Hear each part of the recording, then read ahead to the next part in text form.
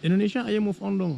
Move on dari mana? Move on dari penyakit ya, katanya kan kita sudah mau merdeka dari pandemi ya. Nah, kalau mau merdeka dari pandemi, kenapa nggak sekarang kita merdeka sekalian dari penyakit-penyakit infeksi lainnya, misal dari tipes. Mungkin nggak sih merdeka dari tipes? Mungkin aja, karena sudah dibuktikan di negara-negara maju lainnya bahwa tipes itu bisa ditekan sampai rendah sekali. Dari tahun 2016 ada satu penelitian yang menyebutkan bahwa di 22 negara Uni Eropa itu angka tipesnya tinggal 1161 aja. Itu 20 negara loh. Berapa sih banyak angka tipes di Indonesia? Ada angkanya nggak? Coba cari aja di Google. Berapa angka tipes di Indonesia? Alhamdulillah kalau dapat silakan tulis di komentar. Saya nggak dapat soalnya. Hanya dapatnya angkanya perkiraan berapa ratus per 100.000 penduduk gitu ya. Cuma itu aja yang ada.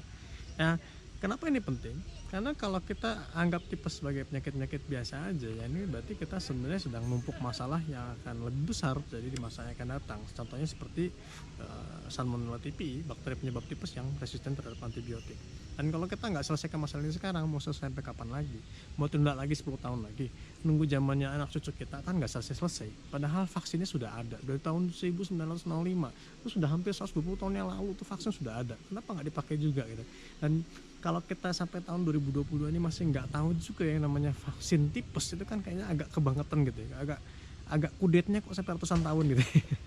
Maka ayolah kita selesaikan apa yang bisa kita selesaikan di zaman kita, karena kalau kita nunggu perbaikan infrastruktur, kita nunggu perbaikan hygiene sanitasi lingkungan, itu akan makan waktu yang panjang dan biaya yang besar, dan itu nggak cukup dari usaha kita sendiri aja, harus usaha juga dari lingkungannya, dari pemerintah kota, kabupaten dan lain sebagainya. Kita nggak bisa selesaikan sendiri. Tapi kalau vaksin ini kita bisa selesaikan di keluarga kita sendiri, sehingga mudah-mudahan anak cucu kita sudah bisa move on dari tipes.